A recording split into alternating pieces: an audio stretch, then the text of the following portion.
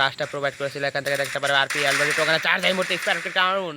ও মাই god, এখান থেকে আবারও back to back shot connection করার চেষ্টা করবে কিনা এই মুহূর্তে আরপি 1 vs 3 4 ব্যাটেল। এই মুহূর্তে কি আমরা দেখতে পারবো কিনা? শটে আর একটা প্লেয়ার রয়েছে, এখান থেকে দেখা যাক রেক্সি কি করতে পারে। জ্যাকি কিন্তু অলরেডি ডাউনটা করে দেওয়া হয়েছে, এখান থেকে রেক্সির ব্যাক টু ব্যাক শট রোগানের চার্জের সাথে কিন্তু এখানে ডাউনটা করে দেওয়া হয়েছে। এখান থেকে ওরা ভার্সেস এসডিএস এর একটা ফাইট অলরেডি নকডাউনটা করে দেওয়া হয়েছে। এখান থেকে 1 vs 2 ব্যাটেল কি করতে পারে? এখানে রোগানের চার্জ এই মুহূর্তে একটা ডাউন অলরেডি।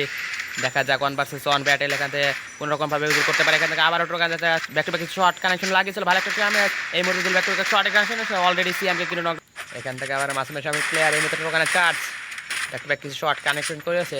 এখানে রুল 1 vs 3 4 vs 4 এর একটা ব্যাটেল আমরা দেখতে পারবো। এখান থেকে ব্যাক টু ব্যাক আবারও টোকানের চার্জ যাবে, কানেকশনটা লাগাতে পারেনি কিন্তু তার হেলথের অবস্থা খুবই খারাপ। দেখা যাক মাসুম কি করতে পারে, তার প্লেয়ার এই মুহূর্তে নকডাউন। এখানে 1 vs 4 কি ব্যাটেল আমরা দেখতে পারবো কিনা মাসুমের পক্ষ থেকে। আবার টোকানের charge back to back shot ডাউনটা পেয়েছে, এখান থেকে হয়তো